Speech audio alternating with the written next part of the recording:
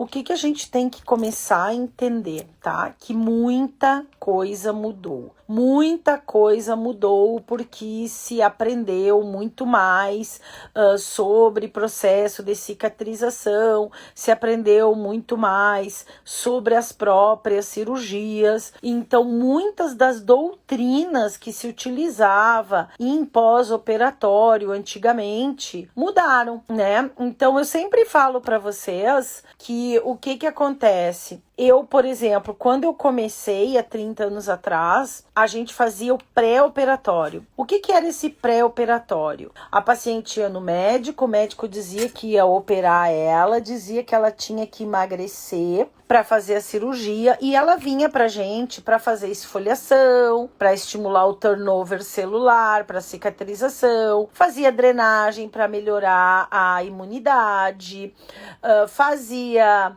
eletroestimulação abdominal para fortalecer a musculatura do reto abdominal, para poder ajudar na postura. A gente colocava os famosos 5 quilos de arroz para a paciente aprender a respirar com aquela pressão da cinta, né? Então a gente fazia tudo isso. Hoje em dia a gente não tem oportunidade de fazer esses pré-operatórios. Por quê? Porque a paciente faz os exames na segunda, na quarta tá operando, né? Então isso mudou bastante. E as cirurgias em si também mudaram, pessoal.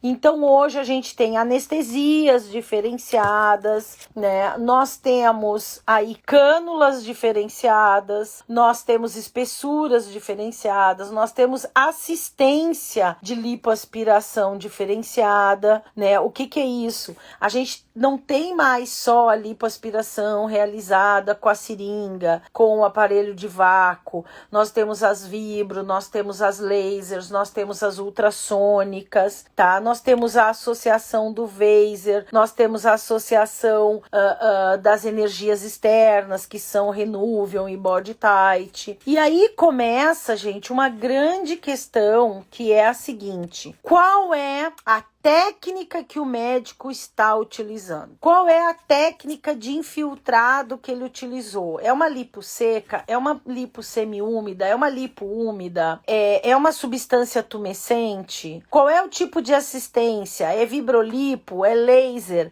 Ultrassônica? E aí, com base nessas informações aí, o nosso pós-operatório tem que ser diferente. Se antes ele tinha que ser diferente, porque nós estamos falando de pessoas diferentes, agora ele tem que ser diferente, porque além das pessoas, além da idade, do metabolismo, as técnicas são diferentes. Por isso que, quando eu dou aula no Surgical, primeiro a gente estuda cirurgia, porque vocês às vezes estão acostumados só com uma linha, e daqui a pouco aparece um outro médico chamando vocês para trabalhar, que faz um trabalho totalmente diferente, e vocês acham que o pós-operatório vai ser igual, e aí vocês fazem o primeiro, fazem o segundo e não tem o mesmo resultado, e aí vocês começam a achar que o problema é de vocês, quando na verdade o problema não é de vocês. Na verdade o problema é que a técnica cirúrgica é diferenciada, e aí a gente tem diferenças na abordagem do pós-operatório. Então vou dar um exemplo para vocês. Por exemplo, se o médico utiliza na cirurgia dele uma energia externa, um Renuvium, e se ele não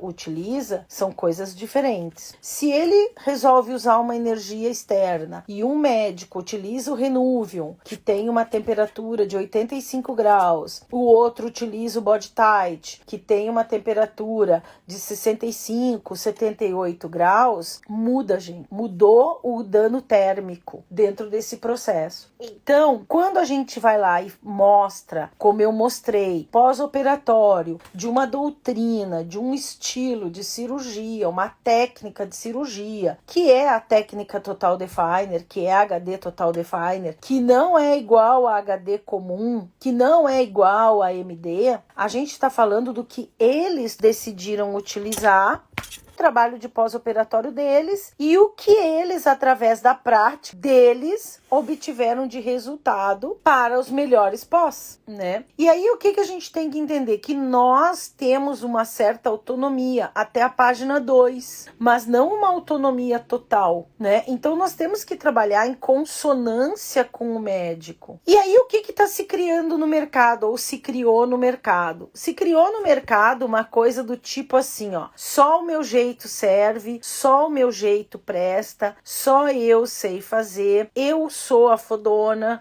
eu sou a que sabe. E aí, o que a gente tem que entender? Que não é esta questão. A questão é aquilo que você está fazendo, por mais que não tenha uma publicação científica específica, tem uma lógica fisiológica? Não, então não faça, porque não dá nem para fazer uma analogia entre uma coisa e a outra, tá? Então o que a gente busca? Ótimo, se temos publicações, perfeito, é o que a gente quer, o nosso sonho de consumo é exatamente esse, trabalhar com embasamento científico. Bom, mas não tem publicação científica. Tem uma lógica anatômica, fisiológica? Tem. Ah, então eu vou fazer baseada nessa lógica. Então, por exemplo, eu não vou drenar o meu abdômen infraumbilical depois de uma abdominoplastia para a região do púbis. Por que eu não vou fazer isso? Porque fisiologicamente o retalho infraabdominal foi retirado. Outra, eu tenho uma cicatriz nesse tecido. Não vai haver passagem ali.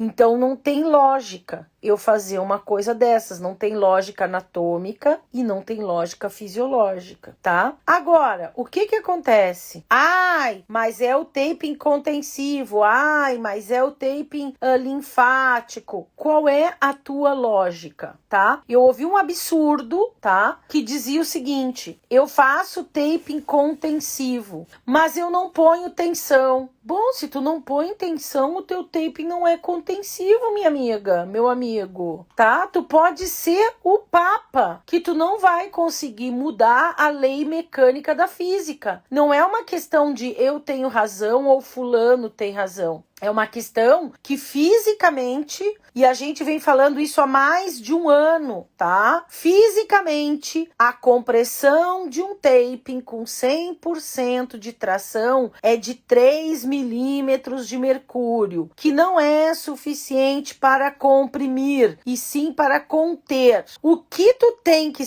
te perguntar é: esses 3 milímetros de mercúrio me ajuda? Esses 3 milímetros de mercúrio farão pressão suficiente na minha epiderme, derme e na minha parte vascular para me ajudar a conter a equimose do tecido adiposo que tá lá embaixo? Então, assim, existe uma coisa, gente, que é a lógica. Existe uma coisa que é a técnica. Existe uma coisa que é a anatomia. Existe uma coisa que é a fisiologia, né? Então, o que acontece? Quando eu falo que fisiologicamente o processo cicatricial começa no processo inflamatório e que ele é variável, por que ele é variável, gente? Porque se eu operar uma pessoa de 23, 24 anos, eu vou ter um metabolismo funcionando. Se eu operar uma mulher de 45, eu vou ter outro metabolismo. Se eu operar uma de 60 pós-menopausada, eu vou ter outro metabolismo. Isso, gente, é fisiologia. Isso é uma coisa que é lógica. Elas não responderão da mesma maneira. Nós já sabemos, operamos uma paciente que é vegana ou vegetariana e operamos uma paciente que é carnívora. Nós teremos pós-operatórios diferentes porque o time de produção de colágeno será diferente. Eu vou operar uma paciente fototipo 1 e vou operar uma paciente fototipo 5. Eu vou ter processos de cicatrização diferentes, pacientes, porque a de fototipo 5 apresenta mais colágeno na sua pele. Então, eu não preciso que isso esteja documentado num artigo científico publicado numa revista A1, mas eu preciso ter o conhecimento fisiológico básico que eu aprendi no banco da faculdade, eu deveria ter aprendido no banco da faculdade. Agora, quando eu falo da colocação do taping, que é um outro exemplo, eu vou ter várias estratégias, ok? Eu tenho uma estratégia que ela é linfática. Muito bem, ela é linfática se tiver sistema linfático. Se não tem sistema linfático, gente, porque foi destruído com o processo da cirurgia, ela vai ser linfática do quê? Ela vai levar por via linfática por que via? Então, aquele taping, ele tá me dando uma resposta clínica? Eu tô vendo uma diminuição do edema? Tô. Eu tô vendo uma absorção mais rápida da equimose? Tô. É por via linfática? Óbvio que não, eu não tenho sistema linfático, como é que vai ser por via linfática? Então, é por uma outra via fisiológica que eu tenho que conhecer, tá? Exatamente, Tícia, até para que eu possa explicar para a paciente. Ai, mas o que a gente observa? Ai, a paciente que faz uso do taping no transoperatório, ela acorda com menos dor. O índice de dor dela é muito mais baixo na escala de dor. Ok, então eu estou colocando um taping que está fazendo uma ação analgésica. Olha que bacana, isso é bom para paciente, isso é bom para o médico, tá? Agora, eu vou lá e falo que eu vou colocar um taping com o intuito de conter. Bom, quem contém, na verdade, é a malha, que a gente já sabe que mesmo mudando as marcas, elas têm uma compressão de 16 a 18 milímetros de mercúrio, mas, só para vocês saberem, a malha utilizada pela Total Definer lá na Colômbia é uma malha muito diferente da nossa aqui no Brasil, ok? E nós também precisamos entender que os pacientes que moram no norte, nordeste, que tem mais calor, eles suportam marcas de malha diferentes dos pacientes que moram Rio Grande do Sul, Santa Catarina e Paraná, onde a gente tem mais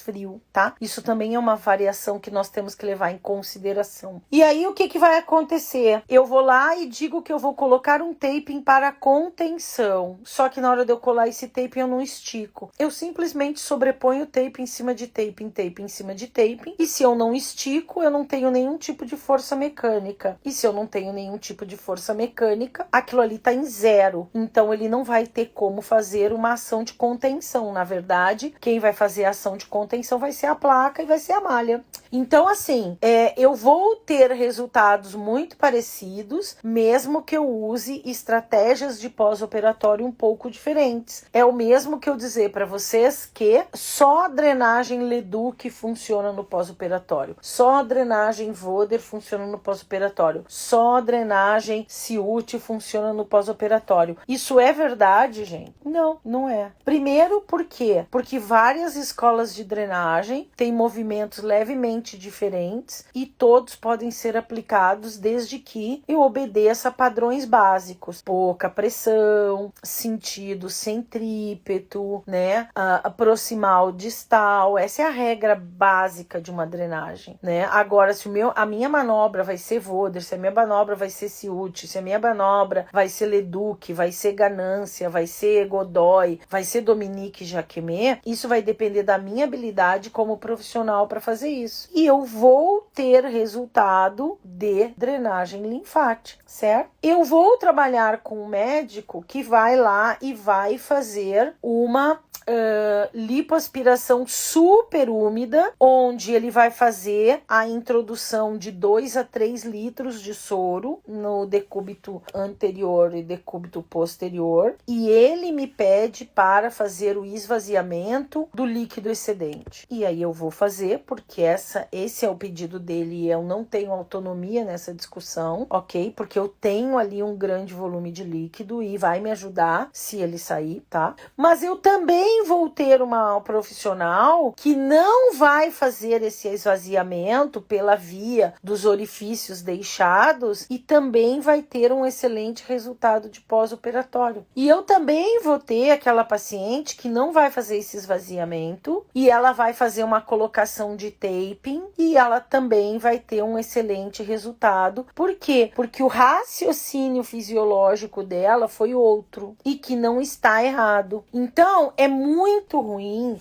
esse posicionamento que as pessoas adotam, né? De, isso não pode, isso tá errado. Se eu realmente for lá e fizer uma drenagem linfática, conduzindo o meu líquido excedente para o joelho, ao invés de conduzir para o inguinal, gente, fisiologicamente está errado. Tecnicamente está errado. Agora, se eu conduzo para o inguinal com manobras de captação e evacuação, se eu conduzo com manobras circulares, se eu conduzo com pata de ganso, pata de galinha, pata de pavão, pata de cavalo, do que for, tá tudo bem. O que as pessoas estão fazendo mimimi é quando elas não dominam uma técnica, não estudaram uma técnica, estão aplicando uma técnica e dizendo que essa técnica é uma coisa que essa técnica não é. Que é o caso de colar o taping chapado, dizendo que ele é contensivo, e quando você pergunta quanto de tensão a pessoa pôs, ela vira para você e diz que não pôs. Bom, então se ela não pôs tensão, ele não pode ser contensivo. Porque o que significa a expressão contensivo?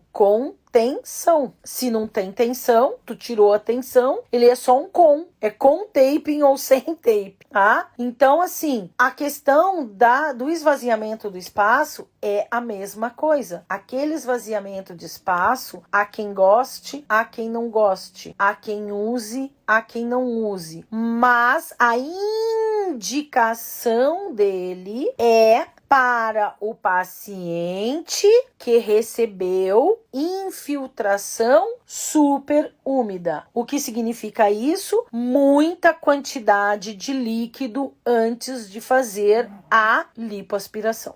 Mas a minha paciente não fez uma grande quantidade de líquido. Ela fez uma lipo tradicional. Então, para essa paciente, fazer o esvaziamento de algo que não foi enchido não justifica e, de fato, vai causar uma lesão no tecido, tá? É essas coisas que a gente tem que começar a fazer o raciocínio clínico e que eu no Delet procuro mostrar para vocês, tá? Que não tem como eu querer fazer uma drenagem se eu não conduzir para a cadeia ganglionar. Isso é com taping ou sem taping. Vocês já viram drenagem que não conduz para a cadeia ganglionar? Já, né? Nos posts do Instagram por aí tá cheio. Mas, fisiologicamente, o sistema linfático foi feito para captar a linfa. Então, a linfa é naturalmente, fisiologicamente, conduzida para as cadeias de linfonodos. Se eu vou lá e uso uma estratégia que é ao contrário disso, ela é uma estratégia que fisiologicamente não vai funcionar. Então, eu posso sim dizer que é uma estratégia que está errada. Se o nome da técnica, que vulgarmente o pessoal chama de ordenha, eu não gosto desse nome porque para mim a gente ordenha leite, tá? De vaca, de cadela, de mulher, mas não ordenha numa cirurgia. Esse esvaziamento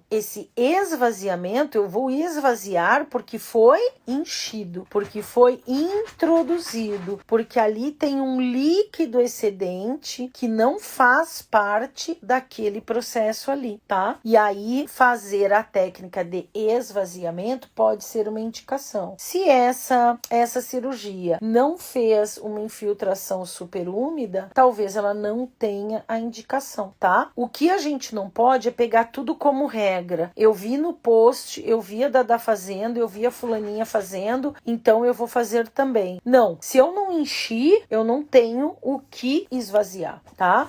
Então, eu vou ter diferentes formas de fazer o pós-operatório, chegar em excelentes resultados com todas essas formas e elas estarem diretamente relacionadas à técnica que foi feita.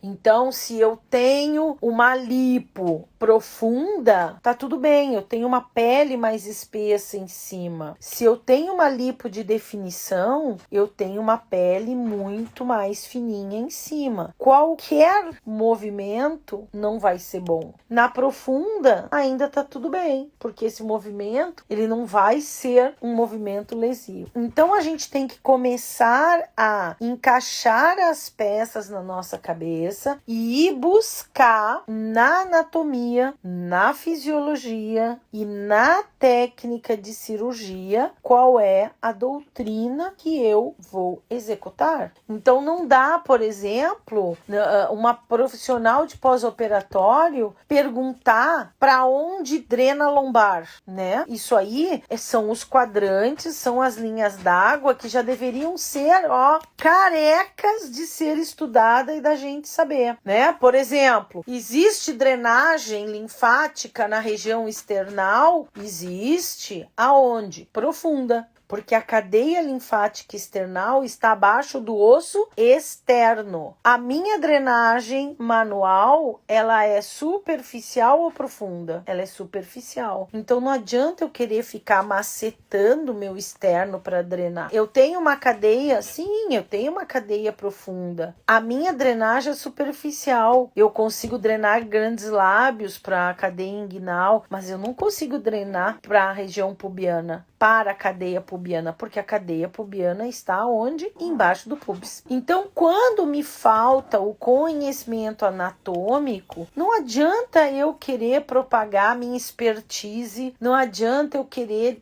divulgar minha técnica, porque a minha técnica não é compatível com a anatomia humana, a menos que, como eu costumo dizer, eu esteja atendendo marcianos, venusianos, jupiterianos, né, que tem uma outra anatomia corporal para que eu possa então fazer essas mudanças. Então as minhas mudanças de técnica, elas ocorrem? Ocorrem. Elas existem? Existem. Mas todas baseadas o quê? Na mesma fisiologia, na mesma anatomia, tá? Eu vou dar um exemplo para vocês. Um exemplo prático e um exemplo real, tá? Quando eu estou trabalhando com o pós-operatório, eu estou trabalhando pós-operatório de pacientes saudáveis. Bom, aí surge para mim uma paciente duplamente mastectomizada, ok? Com esvaziamento das duas axilas. Essa paciente passou pelo todo o trato da fisioterapia, não é? Fez expansor, e aí o que ela faz? Ela faz a colocação da prótese, micropigmento, areola, tal. Essa paciente não é uma paciente para mim na estética. Por quê? Porque o meu conhecimento não me ensinou as alterações do sistema linfático causadas pelas doenças, pela oncologia e todas as mudanças que eu necessito fazer. Então, mesmo que essa paciente tenha se submetido a uma cirurgia plástica, ela se submeteu a uma cirurgia plástica reconstrutora e de uma patologia. Então, essa paciente é uma paciente que eu encaminho para um profissional habilitado na parte de onco. Por quê? Porque eu não tenho domínio disso aí. Agora, se eu tenho domínio, tá tudo bem. O que eu tenho que ter o conhecimento? O que é uma lipo de alta definição? Gente, lipo de alta definição pode ser feita de várias maneiras, tá? Como eu falei para vocês, eu posso fazer com seringa, com aspirador, com vibrolipo, com laser lipólise, com lipo ultrassônica, tá? Eu posso fazer uso de uma energia externa que seja Vaser, que seja Renuvion ou que seja Body Tight, são coisas diferentes. Eu posso associar isso nessa lipo de alta definição. Eu posso fazer a lipo sem ser de alta definição normal. Eu posso receber um paciente que fez uma lipo de média definição. Eu posso receber um paciente que está fazendo enxertia de gordura com a técnica da Ugraft. Eu posso receber um paciente que fez abdominoplastia de definição. Cada uma dessas técnicas tem a sua peculiaridade de dano mecânico, térmico. Algumas só mecânicos. Sim, ficou, Maria Clara. E algumas mecânico e térmico. E esse mecânico e térmico, ele pode ser muito térmico, como é o caso do Renuvium, um pouco menos térmico, como é o caso do Body Tight. E isso pode ser sido somado a uma lipo de laser lipólise, que já tem uma ação de hipertermólise. Então é um calor, mais o mecânico, mais outro calor. Então assim, eu preciso entender e conhecer muito a cirurgia, para que eu possa decidir se essa paciente vai receber um esvaziamento, não vai receber um esvaziamento, se ela precisa ser contida, não precisa ser contida, se o que eu vou fazer é muito mais sensorial, se eu quero enxergar o espaço, se eu não quero enxergar o espaço. E aí muitas vezes o que as pessoas fazem, elas distorcem as coisas que a gente fala, tipo, Dada não gosta do taping contensivo. A questão é que tu tem que me dar uma explicação fisiológica que argumente o suficiente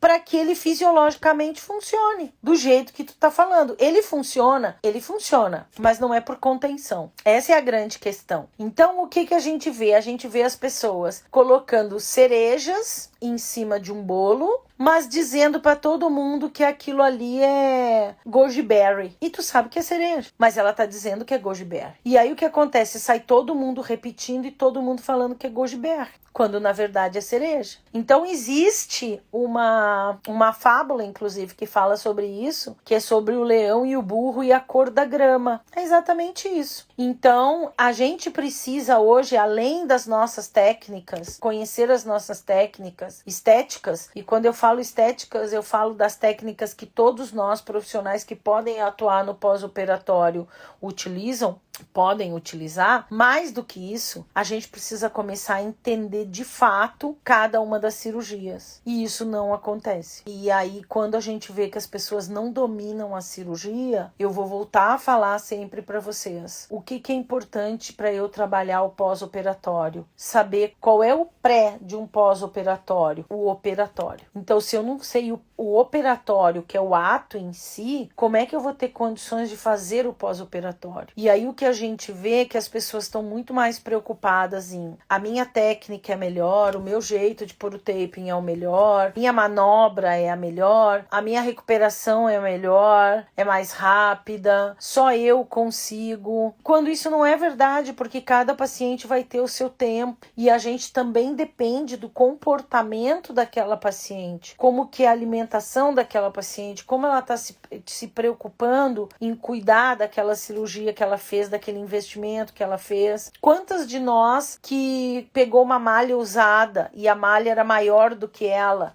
Quantas de nós já pegou paciente que não tinha dinheiro para comprar as placas de contenção, né? Muitas de nós. E aí a paciente não quer usar, não se preparou para isso. Ou a paciente só se preparou para pagar 3 drenagens, 3 pós-operatórios, e aí ela não tem. Ou a paciente não tem quem cuide dela, ela faz a cirurgia e vai ficar sozinha. Ou a paciente faz que nem eu aqui, fez uma cirurgia, fez mama, fez abdômen e tá com um cachorro na cama, ou um gato na cama, ou tá com uma criança pequena que quer colo. Daí ela vai e pega a criança no colo, e aí ela faz uma força no momento que ela não deveria fazer uma força, né? Então a gente tem muito também essa interferência. São muitas variáveis, exatamente. Então, quando eu tenho oportunidade de conversar com a paciente antes, eu já fico conhecendo todas essas variáveis. Se eu tenho o domínio dessas variáveis da cirurgia, esse conhecimento das cirurgias, é muito mais fácil eu caminhar por esse território do que eu não saber onde eu tô pisando. Então, assim, é preciso que eu estude? É preciso que eu faça curso? É preciso que eu esteja aprendendo com quem tem know-how, com quem tem expertise?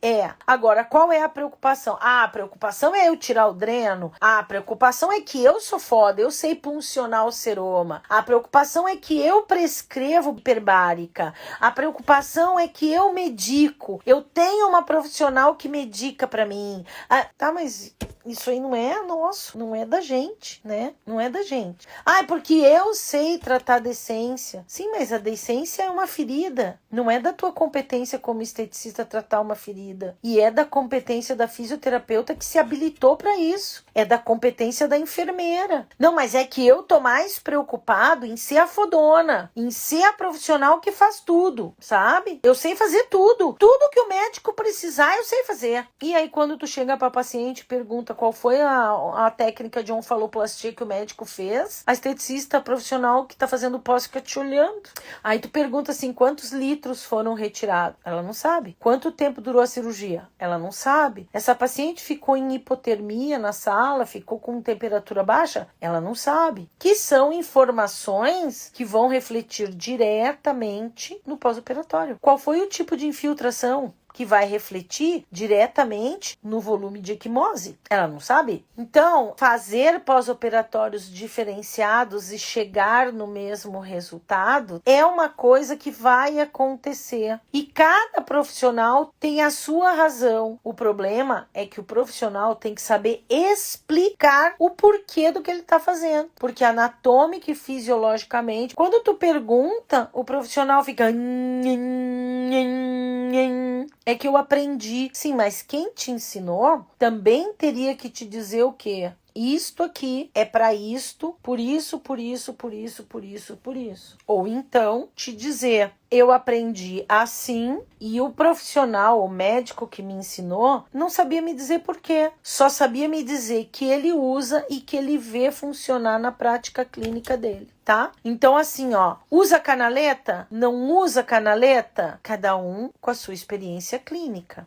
O Vaser é só para fazer lipo HD? Não, eu posso fazer outro tipo de lipo também. Na Inglaterra, se usa Vaser para qualquer tipo de cirurgia de lipoaspiração. O que a gente não pode é ser papagaio, gralha, arara, cacatua, que repete o que alguém disse e não questiona porque tem vergonha de perguntar. E quando questiona, às vezes recebe uma resposta assim, ó, eu não tô aqui para explicar esse tipo de coisa, este conteúdo não faz parte do curso. É assim porque é assim. Isso não é o papel do educador. O papel do educador é dizer, olha, eu tô ensinando vocês assim porque a minha prática clínica me mostrou, ou porque está publicado no livro tal, ou porque está publicado no artigo tal, ou porque eu fiz um curso e o médico do curso, o professor do curso ensinou assim, então eu tô simplesmente transferindo para vocês, mas do meu ponto de vista, eu fui buscar informação. Por exemplo, eu fiz uma pergunta no curso, eu recebi uma resposta, não fiquei satisfeita com a resposta, fui estudar, fui pegar livro, fui buscar e o que eu encontrei? Não encontrei, porque o que me deram de resposta não existe na fisiologia.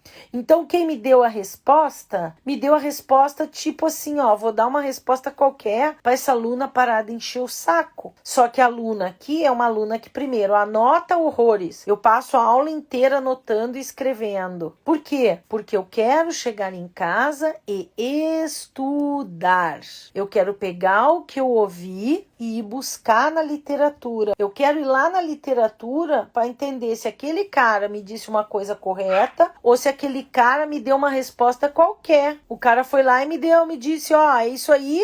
Ah, os alunos não vão questionar, são só umas esteticistas aqui, tá, ó, só faz o pós-operatório. Pensam que a gente é Alice no País das Maravilhas. Se você não sabe para onde vai, qualquer lugar serve. Não é assim que funciona, não comigo. Então eu anoto tudo, aquilo que entra meio torto na minha orelha, eu vou estudar, eu vou buscar, eu vou catar para entender se aquilo ali é viável, se aquilo ali é possível, porque quando eu for dar aula e eu for explicar isso para vocês, eu vou ter respostas para os alunos que me perguntarem. Então, assim, quando a gente fala de embasado no científico, necessariamente não precisa ser um artigo. A gente pode ter uma literatura, um livro, onde está ali aquela explicação. Nem tudo a gente vai conseguir fazer comprovação. Isso vai acontecer, né? Primeiro, porque as pesquisas são caras, nem tudo dá para pesquisar, né? Então, assim, a gente já vem falando há mais de um ano sobre as compressões e pressões dos tapes. Há mais de um ano a gente já vem falando sobre a compressão, a contenção, quantos milímetros de mercúrio, vem falando da quantidade de recoil, vem falando... Agora virou moda falar sobre isso. Mas há mais de um ano a gente vem falando que as cores têm diferenças quando se fala no trabalho mecânico, mas que não se sabe se essa diferença é significativa.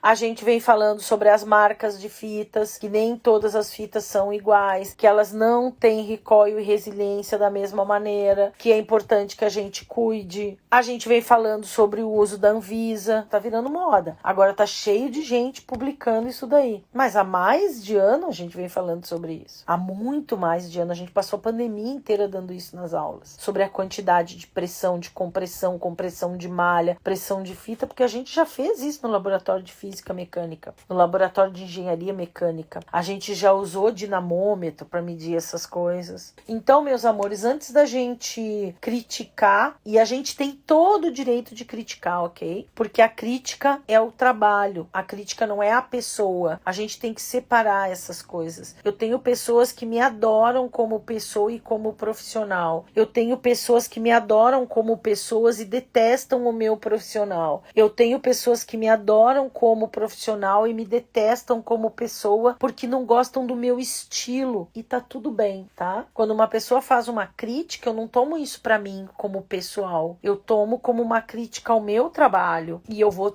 usar isso como um feedback. Eu vou tentar fazer melhor, eu vou tentar ver aonde eu posso melhorar aquilo ali. Agora, que não adianta, que ninguém vai conseguir drenar a coxa pro joelho e dizer que tá certo, não vai. Ah, mas acontece que a pessoa recebeu uma infiltração de 5 litros de soro nessa coxa para fazer uma cirurgia. E aí em cima do joelho tem uma abertura. Ah, eu posso esvaziar por ali? Posso. Mas esvaziar não é drenagem linfática, porque a drenagem linfática ela tem um caminho fisiológico que é o correto. Toda vez que eu falar em taping mecânico, eu tenho regras da física mecânica, que é a lei de Newton. A gente já falou sobre isso nas lives. Se eu esticar para lá, a força vai ser para cá. Quanto mais eu esticar, mais força eu vou fazer. Quanto mais eu esticar, mais ele vai recolher. Não adianta, isso é física, sabe? 2 mais 2 vai ser 4. Por mais que alguém queira transformar em 5, em 8, em 3... vai ser 4. Nós estamos falando de alguma coisa.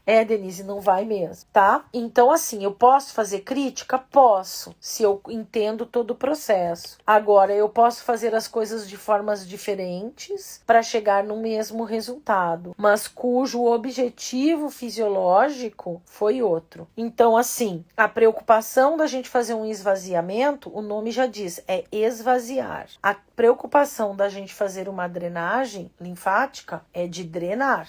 A preocupação da gente não manipular no processo inflamatório e no processo proliferativo é para não causar mais lesão num tecido que já está lesionado e aumentar a produção de colágeno porque houve uma lesão em cima de uma lesão. Então, por isso que a gente não vai lá e não maceta com força, porque já está machucado. Já foi machucado pela cânula, já foi machucado pelo calor da cânula, já foi machucado pela energia externa que foi usada, se é que foi usada. Então, eu não vou lá com a minha mão machucar mais ainda, tá? Esse trabalho é um trabalho suave. Isso é fisiológico, isso não é experiência, isso não é o meu jeito, isso é fisiologia, já tá pra lá de documentado. É o mesmo que eu querer dizer pra vocês que eu consigo ter uma gestação de um ser humano de 3 meses. Não, com 3 meses nasce e tá pronto. Não precisa mais esperar 9. Não, pode deixar 12 que 12 vai nascer do mesmo jeito. Vai ser igualzinho. Não vai. Então tem coisas que a gente não tem como discutir, porque fisiológica e anatomicamente já está estabelecido,